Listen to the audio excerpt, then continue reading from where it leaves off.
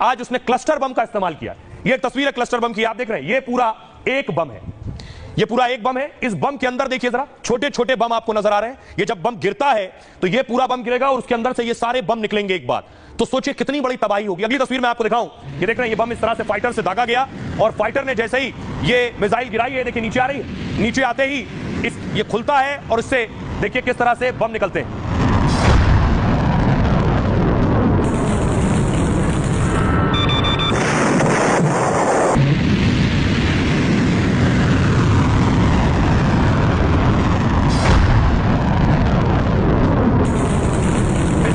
इस्तेमाल ईरान ने किया है। देखिए जरा, अब ये क्लस्टर बम की तस्वीर मैं आपको दिखा रहा हूं। ये आप मिसाइल देख रहे हैं, इससे बम निकले, ये सारे बम एक साथ झुंड में जाकर एक जगह पर गिरेंगे और तबाही लाते हैं।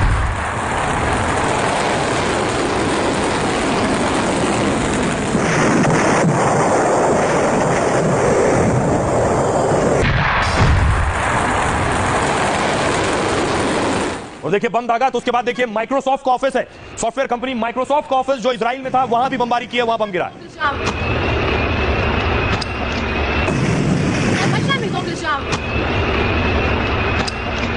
ईरान ने इजराइल में माइक्रोसॉफ्ट का ऑफिस टारगेट किया है।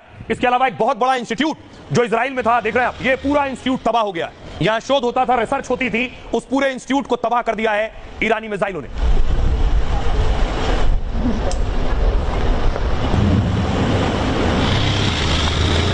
अब देखिए मैं आपको दिखाऊं, क्लस्टर बम जब गिरा उसके बाद इजराइल में जो तबाही आई उसकी एक और तस्वीर देखिए। ये आप देख रहे हैं, इजराइल के मकान तबाह हो गए हैं, पूरा शहर, एक बताया जाता है बड़ा शहर, टूरिस्ट डेस्टिनेशन, उसमें बड़ी तबाही आई है।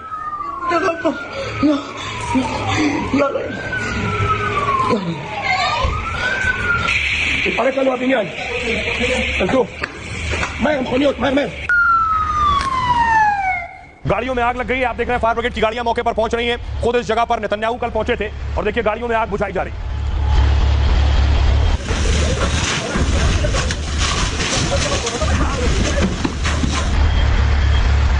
इजराइल पर जो ईरान ने क्लस्टर बम दागा है, किस तरह का बम है अगर आप देखिए तो ईरान रुक रुक कर अपने हथियार निकाल रहा है। ईरान इजराइल जंग में क्लस्टर बम से हमला हुआ है। इजराइल का दावा है ईरान ने क्लस्टर बम दागा, ईरान ने कम से कम एक क्लस्टर बम गिराया और आम लोगों को नुकसान पहुंचाने का मकसद था। पहली बार इस जंग में क्लस्टर बम का इस्तेमाल हुआ। इजरायली मीडिया ने भी इसको लेकर दावा किया। यह मिसाइल हवा में लगभग 4 मील की ऊंचाई पर ही फटी। इससे 20 छोटे छोटे बम निकले जो 5 मील में मौजूद इलाके में गिरे। एक छोटा बम अजोर शहर में एक घर पर जा गिरा। दरअसल क्लस्टर बम कई छोटे छोटे बमों का गुच्छा होता है। यह हवा में ही पहले फटता है, पूरे इलाके में कई छोटे छोटे बम गिरते हैं, इससे उस जगह पर कई धमाके होते हैं। इस बम से बड़े पैमाने पर नुकसान होता है। इससे अक्सर ऊंचाई पर ही विस्फोट किया जाता है। क्लस्टर बम बेहद विवादित और प्रतिबंधित है। 123 देशों में इस बम को बैन किया गया है। कई बार यह बम गिरने के दौरान नहीं फटते और किसी व्यक्ति के छूने के दौरान भी फट सकता है। आम नागरिक या बचाव दल इसका निशाना बन सकते हैं, जो युद्ध में शामिल नहीं है वो भी निशाना बन सकते हैं। इस बम से आम लोगों को ज्यादा नुकसान होता है और इसी वजह से इसके इस्तेमाल पर बैन लगाया गया है। सुनिए डिफेंस एक्सपर्ट संजय सोई क्या कह रहे हैं। क्लस्टर बम का इस्तेमाल किया जा रहा है, जैसा भी बताया जा रहा है। क्लस्टर बम एक ऐसा बम होता है जो कि एक बड़ा बम ऊपर फटता है काफी ऊंचाई से और उसमें छोटे छोटे कई सारे बम निकल के बहुत बड़े इलाके में फैल जाते हैं, जिसकी वजह से इनके गिरने पर कंट्रोल नहीं होता। सिविल के इलाके में भी गिरते हैं, किसको कैजुअलिटी हो इसका कोई मीनिंग नहीं रहता है। दूसरी बात ये ऐसा ही बताया जाता है कि कुछ बम इसमें से जो छोटे बम होते हैं वो फटे बिना रह जाते हैं, जो बहुत समय तक पड़े रहते हैं जमीन में, जिससे कोई भी आम आदमी घूम रहा हो या किसी को भी कैजुअलिटी हो सकती है। तो एक बहुत बड़ा चैलेंज हो जाता है इस तरह के बमों के द्वारा। यही कारण है कि 2008 की एक इंटरनेशनल टीटी में इसे बैन किया गया था, परंतु अमेरिका, इजराइल, ईरान ने इस पर साइन नहीं किए हुए थे। तो ये जो बम है इसका इस्तेमाल इजराइल के लिए भी एक बड़ा चैलेंज हो जाएगा, क्योंकि वो सिविल इलाकों में गिर रहे हैं और उनको क्लियर करना, इलाके को सुरक्षित बनाना उनके सुरक्षा कर्मियों के लिए बहुत बड़ा चैलेंज होता है। जैसे माइन क्लियर किया जाता है उसी तरह से इसको फिर क्लियर किया जाएगा। और मैं आपको बताऊं, ईरान बेशक क्लस्टर बम का इस्तेमाल कर रहा है, लेकिन अभी बहुत से हथियार हैं, वो खतरनाक हथियार जो ईरान ने अब तक निकाले नहीं। ईरान का दावा है कि उसने अब तक अपने सिर्फ 30% हथियारों का ही इस्तेमाल किया है। 70% खतरनाक हथियार अभी ईरान के बचे हैं। ये ईरानी हथियार मैं आपको दिखा रहा हूं। इन हथियारों का इस्तेमाल ईरान अभी करेगा इजराइल के खिलाफ। सबसे पहले है खुर्रम शहर मिसाइल। ये जो आप मिसाइल देख रहे हैं, ये ईरान की सबसे खतरनाक मिसाइल मानी जाती है। खुर्रम शहर की रेंज 2000 से 2500 किलोमीटर तक है और ये ballistic missile 1800 kilo war head ले जा सकती है, यानी अपने साथ 1800 किलो बारूद ले जा सकती है, विस्फोटक ले जा सकती है। ईरान में सबसे ज्यादा विस्फोटक ले जाने वाली ये मिसाइल है। ट्रक पर लगे लॉन्चर से भी इसे दागा जा सकता है, मतलब ईरान में कहीं से भी इसे छोड़ा जा सकता है और पूरा इजराइल इस मिसाइल की रेंज में आता है। मिडिल ईस्ट में अमेरिका के बेसेस भी इसकी रेंज में आते हैं। इसकी रफ्तार मैक 16 यानी आवाज से 16 गुना ज्यादा तेज है। यह मिसाइल आसानी से रडार की पकड़ में नहीं आती है, यानी इजराइल अमेरिका का एयर डिफेंस इसे नहीं रोक सकता है। अगली मिसाइल है ईरान की अबू मेहदी मिसाइल। भारत के ब्रह्मोस की तरह खतरनाक क्रूज मिसाइल है ये और समंदर, जमीन, हवा कहीं से भी लॉन्च किया जा सकता है इसे। इसकी रेंज और रफ्तार दोनों करीब 1000 किलोमीटर की है। उड़ान के दौरान यह दिशा बदलने में भी माहिर है और कम ऊंचाई पर उड़ती है तो डिफेंस सिस्टम भी इसे नहीं पकड़ पाता। यह अगली मिसाइल कासिम बशीर मिसाइल। यह ईरान की सबसे हाईटेक और हाल में बनी मिसाइल है। ईरान के पूर्व जनरल कासिम सुलेमानी के नाम पर पड़ी है। इस खतरनाक मिसाइल की रेंज 1200 किलोमीटर है और 1 महीने पहले ही ईरान ने इसका सफल परीक्षण किया है। यह मिसाइल बिना जीपीएस के भी सटीक हमला करने की ताकत रखती है। परमाणु विस्फोटक समेत 500 किलो वॉरहेड भी अपने साथ ले जा सकती है। यह हल्की मिसाइल ईरान में कहीं से भी लॉन्च हो सकती है और ऐसे डिजाइन की गई है कि आयरन डोम भी इसे रोक नहीं सकता, यानी इजराइल का डिफेंस सिस्टम भी इसके आगे फेल हो जाता है। तो यह तो मिसाइल है, लेकिन सिर्फ मिसाइल नहीं। देखिए जरा, ये ड्रोन है, ईरानी ड्रोन मार गिराया। ईरान के पास खतरनाक ड्रोन भी है, लेकिन इजराइल ने उसके कई ड्रोन मार गिराए।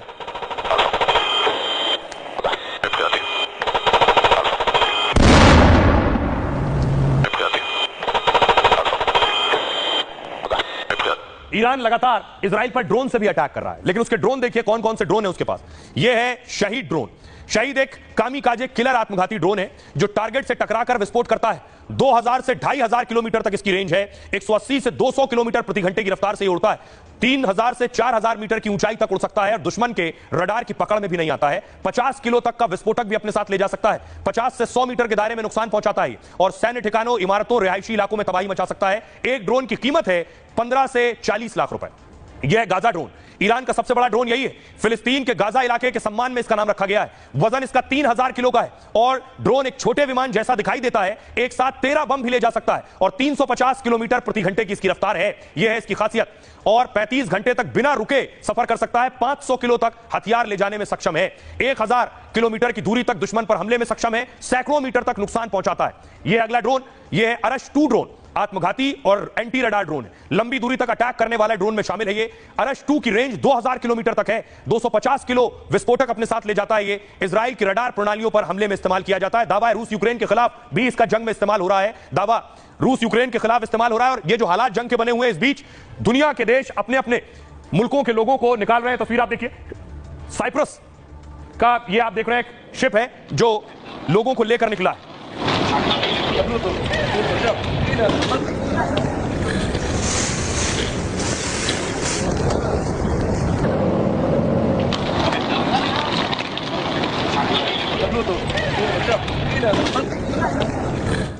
देखिए जितने लोग मौजूद हैं ईरान में, वहां से हर देश अपने लोगों को निकाल रहा है। भारत के लिए भी बड़ी चुनौती है क्योंकि भारत के 10,000 लोग ईरान में हैं। ईरान में फंसे भारतीयों को वापस लाने की प्रक्रिया चल रही है। भारत सरकार की कोशिशों से ईरान ने बहुत बड़ा फैसला किया और भारतीयों की वापसी के लिए अपना एयर स्पेस खोल दिया। साथ ही ईरान ने भारतीयों के लिए 3 एयरक्राफ्ट भी लगा दिए।